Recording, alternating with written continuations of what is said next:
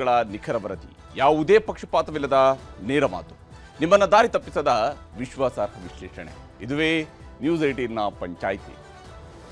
ಮಂತ್ರಿಮಂಡಲ ವಿಸ್ತರಣೆಗೆ ಎಷ್ಟೇ ಸಮಯವನ್ನು ತೆಗೆದುಕೊಂಡಿದ್ರೂ ಕಾಂಗ್ರೆಸ್ನಲ್ಲಿ ಎಲ್ಲ ಶಾಸಕರನ್ನ ವಿಶ್ವಾಸಕ್ಕೆ ತಗೊಂಡು ನಿರ್ಧಾರ ಕೈಗೊಳ್ಳೋದಕ್ಕೆ ಸಾಧ್ಯ ಆಗಿಲ್ಲ ಅನ್ನೋದಕ್ಕೆ ಈಗ ನಡೀತಾ ಇರುವಂತಹ ಬೆಳವಣಿಗೆಗಳೇ ಸಾಕ್ಷಿಯಾಗಿದೆ.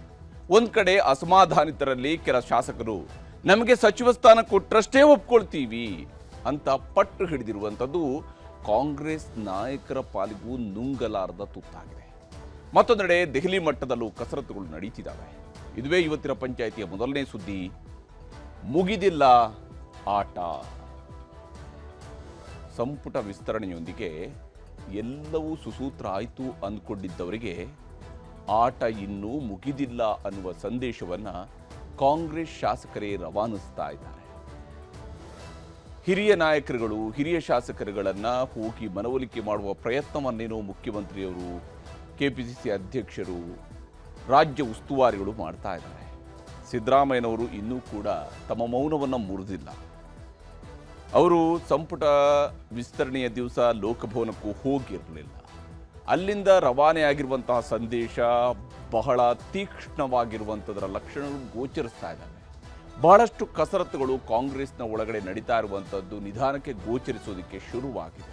ಕೆಲ ಶಾಸಕರುಗಳನ್ನು, ಕೆಲ ಮಂತ್ರಿಗಳನ್ನು ದೆಹಲಿಗೆ ಕರೆಸಿಕೊಳ್ಳಲಾಗಿದೆ.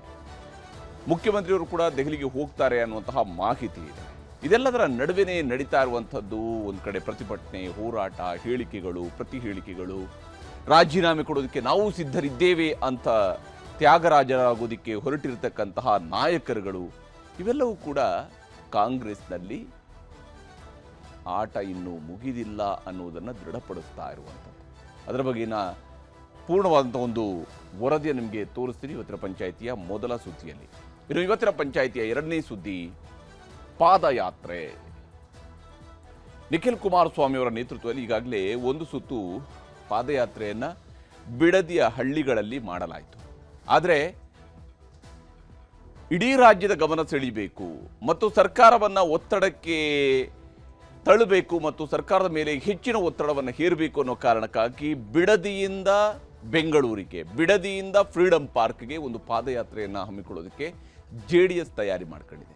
ಅದಕ್ಕಾಗಿ ರಾಮನಗರದ ಬಿಡದಿಯಿಂದ ಅವರು ಪಾದಯಾತ್ರೆಯನ್ನು ಮಾಡೋರಿದ್ದಾರೆ.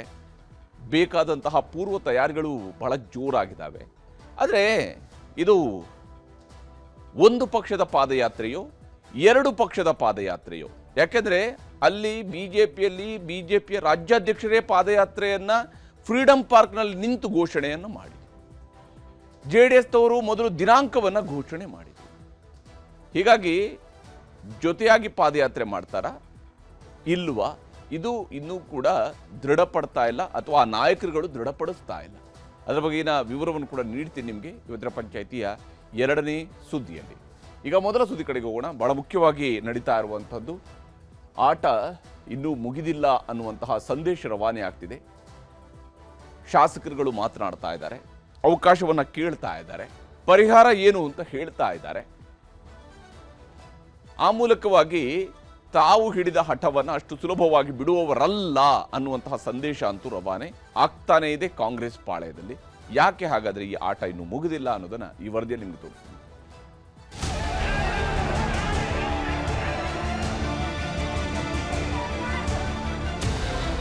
ಸಚಿವ ಸ್ಥಾನ ಬಿಟ್ಟು ಇನ್ನೇನಾಯ್ತಪ್ಪ? ಅವ್ರೇನು ಧರ್ಮಕ್ಕೆ ಕೊಡ್ತಾರೇನಪ್ಪ? ಒಂದು ಸೀನಿಯರ್ ಇದ್ದಾಗ, ಹಿರಿಯರಿದ್ದಾಗ ಅವ್ರಿಗೆ ಅನ್ಯಾಯ ಆದಾಗ ಅವ್ರಿಗೆ ಬೇಸರ ಆಗೋದು ನಿಜ. ಮಹಿಳಾ ಕೂಟದಲ್ಲಿ ಎರಡು ಕೇಳೋಣ ಅಂತ, ಅದರಲ್ಲಿ ಏನು ತಪ್ಪು? ಅಕಸ್ಮಾತ್ ಹೈಕಮಾಂಡಿಗೆ ಅನಿಸಿದ್ರೆ ಪ್ರಿಯಾಂಕ್ ಖರ್ಗೆ ರಾಜೀನಾಮೆ ಕೊಟ್ಟು ಪಕ್ಷದ ಕೆಲಸ ಮಾಡಬೇಕು ಅಂದರೆ ಎಲ್ಲರೂ ಬದಲಾಗ್ತಾರೆ. ನಾನು ಬದಲಿದ್ದೇನೆ. ಅದಕ್ಕೆ ಪಕ್ಷ ಮುಖ್ಯಮಂತ್ರಿಗಳು ಮುಖ್ಯ, ನನಗೆ ಅಧಿಕಾರ ಮುಖ್ಯ ಅಲ್ಲ.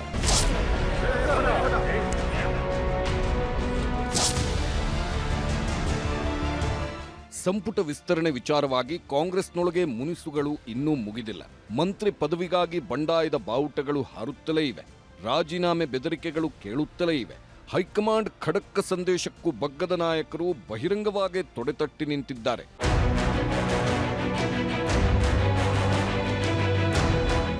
ವಿಜಯನಗರ ಶಾಸಕ ಎಂ ಕೃಷ್ಣಪ್ಪ ಮುನಿಸು ಇನ್ನೂ ತಣ್ಣಗಾಗೇ ಇಲ್ಲ. ಉಸ್ತುವಾರಿ ರಣದೀಪ್ ಸುರ್ಜೇವಾಲಾ ಸಿಎಂ ಡಿಕೆ ಶಿವಕುಮಾರ್ ನಡೆಸಿದ್ದ ಸಂಧಾನ ಠುಸ್ಸಾಗಿದೆ. ಹೀಗಾಗಿ ಇವತ್ತು ಬೆಳಿಗ್ಗೆಯೇ ಕೆಪಿಸಿಸಿ ಅಧ್ಯಕ್ಷ ಹರಿಪ್ರಸಾದ್ ಅವರು ಶಾಸಕ ಕೃಷ್ಣಪ್ಪರನ್ನ ಭೇಟಿ ಮಾಡಿ ಸಂಧಾನದ ಸರ್ಕಸ್ ಮಾಡಿದರು. ಅಲ್ಲೂ ಕೂಡ ಕೃಷ್ಣಪ್ಪನವರದ್ದು ಒಂದೇ ಮಾತು, ಮಂತ್ರಿ ಪಟ್ಟ ಬೇಕೇ ಬೇಕು ಅನ್ನೋದು. ನನಗಾಗಲಿ ನನ್ನ ಮಗನಿಗಾಗಲಿ ಸಚಿವ ಸ್ಥಾನ ಬೇಕೇ ಬೇಕು ಎಂದು ಪಟ್ಟು ಹಿಡಿದ ಕಾರಣಕ್ಕೆ ಸಂಧಾನಕ್ಕೆ ಬಂದಿದ್ದ ಅಧ್ಯಕ್ಷರು ಬರಿಗೈನಲ್ಲೇ ವಾಪಸ್ಸಾದ್ರು. ಸಚಿವ ಸ್ಥಾನ ಬಿಟ್ಟು ಇನ್ನೇನೈತಪ್ಪ? ಅವ್ರೇನು ಧರ್ಮಕ್ಕೆ ಕೊಡ್ತಾರೇನಪ್ಪ? ಧರ್ಮಕ್ಕೆ ಕೊಡ್ತಾರ? ಇಬ್ರಿಬ್ರು ಗೆದ್ದಿದ್ದೀವಿ, ಇಬ್ಬರಿಗೂ ಕೊಡಬೇಕಾದಂಥ ಧರ್ಮ ಅವ್ರದ್ದು, ನಮ್ದಲ್ಲಪ್ಪ. ತಪ್ಪನ್ನ ಸರಿ ಮಾಡಬೇಕಾಗಿರೋದು ಅವರು. ಮಾಡ್ತೀವಿ ಅಂತ ಹೇಳಿದರೆ ಅದೇನು ಮಾಡ್ತಾರೆ ನೋಡೋಣ. ಅಷ್ಟು ಬಿಟ್ಟರೆ ನಾವು ಅವೆಲ್ಲ ಏನೂ ಇಲ್ಲದೆ ಇಬ್ಬರಿಬ್ಬರು ಗೆದ್ದಿರೋರಿಗೆ ಯಾಕೆ ಕೊಟ್ಟಿಲ್ಲ ಅವರು? ಎಷ್ಟು ಸರ್ತಿ ಮೋಸ ಮಾಡೋದು? ಯಾವುದೇ ರೀತಿಯ ಅಸಮಾಧಾನ ಇಲ್ಲ. ಇಬ್ಬರೂ ಸಹ ಕಾಂಗ್ರೆಸ್ ಅಲ್ಲಿ ಕೆಲಸ ಮಾಡಿರೋರು. ಹೈಕಮಾಂಡ್ ಏನು ತೀರ್ಮಾನ ತಗೋತಾರೆ ಅದಕ್ಕೆಲ್ಲ ನಾವು ಬದ್ಧರು ಅಂತ ಹೇಳಿದ್ದಾರೆ. ಅವ್ರಿಗಾಗಿರೋ ನೋವು ಈಗಾಗಲೇ ಸುರ್ಜೇವಾಲಾ ಅವರ ಮುಖಾಂತರ ರಾಹುಲ್ ಗಾಂಧಿ ಅವರು ತಿಳಿಸಿದ್ದಾರೆ. ರಾಹುಲ್ ಗಾಂಧಿ ಅವರು ಇನ್ನು ಕೆಲವು ದಿನದಲ್ಲಿ ಅವ್ರ ಹತ್ರನೇ ನೇರವಾಗಿ ಮಾತಾಡೋ ಅವಕಾಶಗಳಿದೆ. ಅವರೇ ಮಾತಾಡಿ ಅವ್ರನ್ನ ಸಮಾಧಾನ ಮಾಡ್ತಾರೆ ಅನ್ನೋದು ನನ್ನ ನಂಬಿಕೆ. ಅಷ್ಟರವರೆಗೂ ಇವರು ಸಹ ಪಕ್ಷಕ್ಕೆ ಯಾವುದೇ ರೀತಿ ತೊಂದರೆ ಆಗದ ರೀತಿ ನಡ್ಕೊಂಡಿದ್ದಾರೆ. ಅದು ಒಂದು ಬಹಳ ಸಂತೋಷ. ಆದ್ರಿಂದ ಎಲ್ರಿಗೂ ಸಹ ಇಷ್ಟೊಂದು ಸೀನಿಯರ್ ಇದ್ದಾಗ, ಹಿರಿಯರಿದ್ದಾಗ ಅವ್ರಿಗೆ ಅನ್ಯಾಯ ಆದಾಗ ಅವ್ರಿಗೆ ಬೇಸರ ಆಗೋದು ನಿಜ. ಅವ್ರ ಜೊತೆ ಇರೋರ್ಗೆ ಬೇಸರ ಆಗೋದು ನಿಜ. ಪಕ್ಷದೊಳಗಿನ ಬೇಗುದಿಯ ಶಮನಕ್ಕೆ ಹೈಕಮಾಂಡ್ ಮುಂದಾಗಿದ್ದು ಕೆಲವರನ್ನ ದೆಹಲಿಗೆ ಕರೆಸಿಕೊಂಡು ಸಂಧಾನಕ್ಕೆ ಮುಂದಾಗಿದೆ. ಸಚಿವ ಸ್ಥಾನ ವಂಚಿತರ ಬಂಡಾಯದ ಒಳಬೇಗುದಿ ಹೆಚ್ಚಾಗುತ್ತಲೇ ಇದ್ದು ಹಲವು ಆಫರ್ ಕೊಟ್ಟರೂ ಮಂತ್ರಿಗಿರಿಗಾಗಿ ಪಟ್ಟು ಹಿಡಿದು ಕೂತಿದ್ದಾರೆ. ಶಾಸಕ ಪ್ರಿಯಾ ಕೃಷ್ಣ ಹಾಗೂ ಎಚ್.ಸಿ. ಮಹದೇವಪ್ಪಗೆ ಹೈಕಮಾಂಡ್ ಬುಲಾವ್ ನೀಡಿದೆ. ವರಿಷ್ಠರ ಭೇಟಿಯಾಗಿ ಸಮಾಲೋಚನೆ ಮಾಡಲಿದ್ದು ಅಲ್ಲೇ ಮದ್ದು ಅರಿಯೋ ಸಾಧ್ಯತೆಗಳೂ ಇವೆ.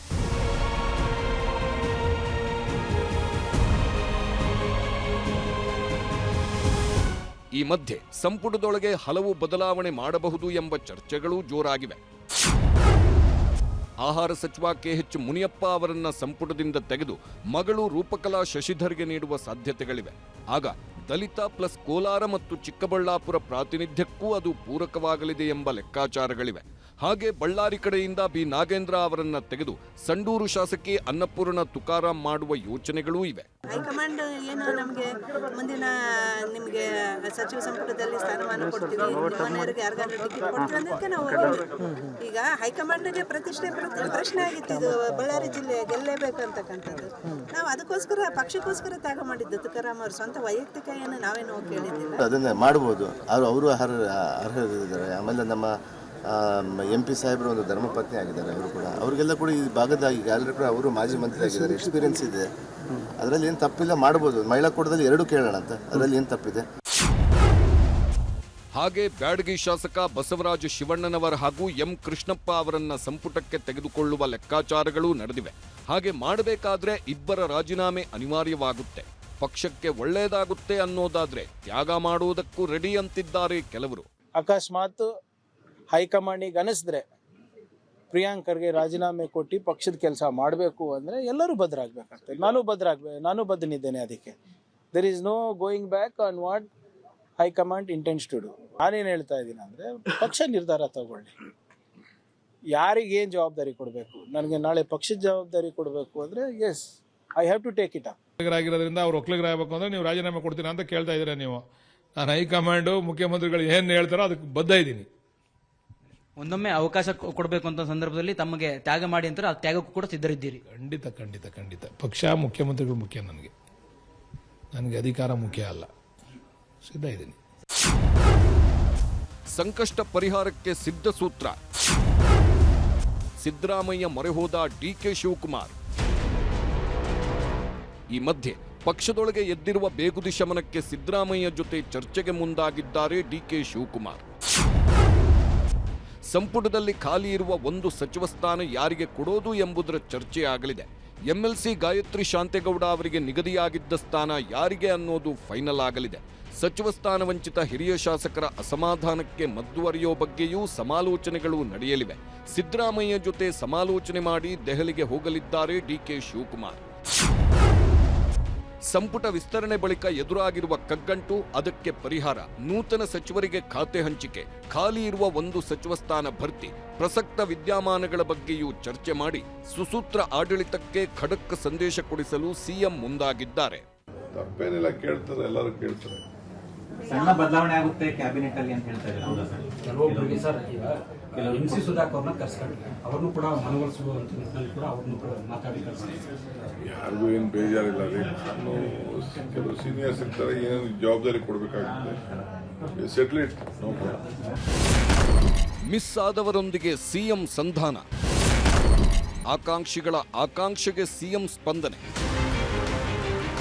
ಇನ್ನೂ ಸಚಿವ ಸ್ಥಾನ ಸಿಗದಿದ್ದಕ್ಕೆ ಸಿದ್ದರಾಮಯ್ಯ ಸಂಪುಟದಲ್ಲಿದ್ದ ಸಚಿವರು, ಹಿರಿಯ ಶಾಸಕರು ಅಸಮಾಧಾನಗೊಂಡಿದ್ದರು. ಈ ಅಸಮಾಧಾನಿತ ಶಾಸಕರೆಲ್ಲ ಜೊತೆಯಾಗಿ ಸಿಎಂ ಡಿಕೆ ಶಿವಕುಮಾರ್ ಅವರನ್ನ ಭೇಟಿ ಮಾಡಿದ್ದರು. Doctor MC Sudhakar, Rahim Khan, Mahantesh Kaujalagi, Prakash Koliwad, AS Ponnanna ಸೇರಿದಂತೆ ಹಲವರು ಭೇಟಿ ಮಾಡಿ ಮಾತುಕತೆ ನಡೆಸಿದ್ರು. ವಿಜಯವಾಡ ಸಾಹೇಬರು ಮಾತಾಡಿದರು. ಮುಖ್ಯಮಂತ್ರಿಗಳು ನನಗೆ ಕರೆ ಮಾಡಿ ಮಾತಾಡೋಣ ಬಾ ಅಂತ ಹೇಳಿದರು. ಬಂದು ಮಾತಾಡಿದ್ದೀವಿ, ಅದರಲ್ಲಿ ಏನಿಲ್ಲ. ಈಗ ಒಟ್ಟಾಗಿ ನಾವು ಪಕ್ಷದ ಸಂಘಟನೆ ಮತ್ತು ಮತ್ತೆ ಅಧಿಕಾರಕ್ಕೆ ಪಕ್ಷವನ್ನು ಮತ್ತೆ ತರುವಂಥದ್ದಕ್ಕೆ ಒಟ್ಟಾಗಿ ಕೆಲಸ ಮಾಡೋಣ ಅಂತಕ್ಕಂಥ ಮಾತನ್ನು ಮಾನ್ಯ ಮುಖ್ಯಮಂತ್ರಿಗಳು ಹೇಳಿದ್ದಾರೆ. ಅದಕ್ಕೆ ನಾವೆಲ್ಲರೂ ಬದ್ಧವಾಗಿ ನಾವು ಪಕ್ಷ ನಾವಿದ್ರೆ ಮಾತ್ರ ನಾವು ಇರುವಂಥದ್ದಕ್ಕೆ ಸಾಧ್ಯ ಆಗುತ್ತೆ. ಇದೆಲ್ಲದರ ಮಧ್ಯೆಯೇ ಹೊಸ ಸಚಿವರುಗಳು ತಮಗೆ ವಹಿಸಿರುವ ಜಿಲ್ಲೆಗಳಲ್ಲಿ ಪ್ರವಾಸ ಮಾಡುತ್ತಿದ್ದಾರೆ. ಬರ ಪರಿಸ್ಥಿತಿ ಬಗ್ಗೆ ಖುದ್ದು ಫೀಲ್ಡ್ಗಿಳಿದು ಪರಿಶೀಲನೆ ಮಾಡುತ್ತಿದ್ದಾರೆ. ಖಾತೆ ವಿಚಾರ ಹಾಗೂ ಶಾಸಕರ ಅಸಮಾಧಾನದ ಬಗ್ಗೆ ಎಲ್ಲರೂ ಕೂಡ ಹೈಕಮಾಂಡ್ನತ್ತ ಬೊಟ್ಟು ಮಾಡುತ್ತಿದ್ದಾರೆ. ಆಫ್ ಎಕ್ಸ್ಪೀರಿಯನ್ಸ್ ಆ್ಯಂಡ್ ಯೂತ್ ಅಂತ ಮಾಡಿದ್ದಾರೆ. ಭಾಳಷ್ಟು ಜನ ಅರ್ಹರಿಗೆ ಅವಕಾಶ ಸಿಕ್ಕಿಲ್ಲ. ಆದರೆ ಮಾನ್ಯ ಮುಖ್ಯಮಂತ್ರಿಯವರು ಕೂಡ ಹೇಳಿದ್ದಾರೆ, ತಾಳ್ಮೆಯಿಂದ ಇರಬೇಕು. ಅವರು 2 ಬಾರಿ 2004ರಿಂದ 2014ವರೆಗೆ ಅವರು ಮಂತ್ರಿ ಆಗಿರಲಿಲ್ಲ. ಆದರೆ ಭಾಳಷ್ಟು ಜನ ಅರ್ಹರಿದ್ದಾರೆ. ಮುಂದೆ ಬರ್ತಕ್ಕಂಥ ಒಂದು ಪಕ್ಷ ಅವರಿಗೆ ಸ್ಥಾನಮಾನ ಕೊಡ್ತದಂತ ಮಾನ್ಯ ಮುಖ್ಯಮಂತ್ರಿಗಳು ಹೇಳಿದ್ದಾರೆ. ಇದನ್ನೆಲ್ಲ ಮಾಡೋದು ಹೈಕಮಾಂಡು ಏನು ಹೇಳುತ್ತಾ ಅದನ್ನು ನಾವು ಕೇಳೋಂಥವ್ರು. ಪಕ್ಷ ಏನು ನಿರ್ಧಾರ ತಗೊಂತೈತೆ ಅದು ಹೈಕಮಾಂಡ್ ಚರ್ಚೆ ಮಾಡುತ್ತೆ. ಅದು ನನ್ನ ಹತ್ರ ನಾನು ಉತ್ತರ ಹೇಳೋಷ್ಟು ನಾನು ದೊಡ್ಡವನಲ್ಲ. ನಮ್ಮ ಪಕ್ಷ ಹೈಕಮಾಂಡ್ ಪಕ್ಷ. ನಾನು ಮೊನ್ನೆನೂ ಹೇಳಿದ್ದೇನೆ ಮಾಧ್ಯಮದಲ್ಲಿ, 10 ದಿನ ಮುಂಚೆ ನಾನು ಮಾಧ್ಯಮದಲ್ಲಿ ಮಾತಾಡುವಾಗ ಹೇಳಿದ್ದೀನಿ, ನಾನು 3 ವರ್ಷ ಅವಕಾಶ ಮಾಡಿಕೊಟ್ಟಿದ್ದೀನಿ ಮಂತ್ರಿಯಾಗಿ ಸೇವೆ ಕೆಲಸ ಮಾಡಿದ್ರಿಂದ. ಈಗ ಇಲ್ಲಪ್ಪ 28 ಚುನಾವಣೆ ಬರ್ತಾ ಇದ್ದೀನಿ, ಪಕ್ಷಕ್ಕೆ ಕೆಲಸ ಮಾಡಿ, ಅದಕ್ಕೆ ನಾನು ಬದಲಾಗಿದೆ. ಏನು ತೀರ್ಮಾನ? ಈಗ ನಮ್ಮ ಪಕ್ಷ ಹೈಕಮಾಂಡ್ ಪಕ್ಷ. ಹೈಕಮಾಂಡ್ ಏನು ತೀರ್ಮಾನ ಅದಕ್ಕೆಲ್ಲ ನಾವು ಒಪ್ಕೊಳ್ಳೇಬೇಕಾಗ್ತದೆ. ಬೇರೆ ಬೇರೆ ಹಂತದಲ್ಲಿ ಬೇರೆ ಅವಕಾಶಗಳು ಅವ್ರಿಗೆ ಒದಗಿಸಿಕೊಡುವಂಥದ್ದನ್ನು ಪಕ್ಷ ಮತ್ತು ಸರ್ಕಾರ ಅದನ್ನು ಮಾಡ್ತಾರೆ. ಸ್ವಲ್ಪ ಮಟ್ಟಿಗೆ ಅಸಮಾಧಾನ ಇರ್ತದೆ, ಒಂದು 4 ದಿವಸ ಆದ್ಮೇಲೆ ಅದು ಕಡಿಮೆ ಆಗುತ್ತೆ. ಅಸಮಾಧಾನಗಳು ಬಂದಿರ್ತದೆ, 4-6 ದಿವಸದಲ್ಲಿ ಬಗೆಹರುತ್ತೆ. ಈಗ ಮಾನ್ಯ ಕೆಲವೊಬ್ಬರು ಶಾಸಕರು ರಾಜೀನಾಮೆನೂ ಕೊಟ್ಟಿದ್ರು. ವಾಪಸ್ ಕ್ಷೇತ್ರಕ್ಕೆ ಹೋದ್ಮೇಲೆ ಅವರಿಗೆ ಮನವರಿಕೆ ಆಯ್ತು. ಅವರು ಅಸಮಾಧಾನ ಆಗೇ ಇಲ್ಲ. ಸಮಾಧಾನ ಮಾಡೋ ಪ್ರಶ್ನೆ ಇಲ್ಲಿ ಕೇಳ್ತಾ ಇರಿ ನೀವು. ಮಿನಿಸ್ಟರ್ಗಳು ಏನೇ ಹೇಳುತ್ತಿದ್ದರೂ ಕೂಡ ತಮ್ಮ ತಮ್ಮ ಶಾಸಕರ ಪರ ಅಭಿಮಾನಿಗಳು ಬೀದಿಗಿಳಿದಿದ್ದಾರೆ. ಶಾಸಕ ಬಸವರಾಜ ಶಿವಣ್ಣನವರ ಸಚಿವ ಸ್ಥಾನ ಕೈತಪ್ಪಿದ್ದಕ್ಕೆ ಹಾವೇರಿಯಲ್ಲಿ ಅಭಿಮಾನಿಗಳ ಆಕ್ರೋಶ ಭುಗಿಲೆದ್ದಿದೆ. ಬೆಳಗಾವಿಯಲ್ಲಿ ಶಾಸಕಿ ಲಕ್ಷ್ಮೀ ಹೆಬ್ಬಾಳ್ಕರ್ ಬೆಂಬಲಿಗರು ಸಿಡಿದೆದ್ದಿದ್ದಾರೆ. ಅರೆಬೆತ್ತಲೆ ಹೋರಾಟ ನಡೆಸಿದ್ದಾರೆ. ಮಂಕಾಳ ವೈದ್ಯಗೆ ಸಚಿವ ಸ್ಥಾನ ಕೈತಪ್ಪಿದ ಹಿನ್ನೆಲೆಯಲ್ಲಿ ಹರಿಹರದಲ್ಲಿ ಗಂಗಾ ಮತಸ್ಥ ಸಮಾಜದಿಂದ ಪ್ರತಿಭಟನೆ ನಡೆದಿದೆ. ಇದೆಲ್ಲವನ್ನೂ ಮುಂದೆ ಕಾಂಗ್ರೆಸ್ ಹೇಗೆ ನಿಭಾಯಿಸಿಕೊಂಡು ಹೋಗುತ್ತೆ ಎಂದು ನೋಡಬೇಕಿದೆ. Bureau report, news 18. ಎರಡನೇ ಸುದ್ದಿಯನ್ನು ನೋಡೋಣ. ಚಿಕ್ಕ ಬ್ರೇಕ್ ನಂತರ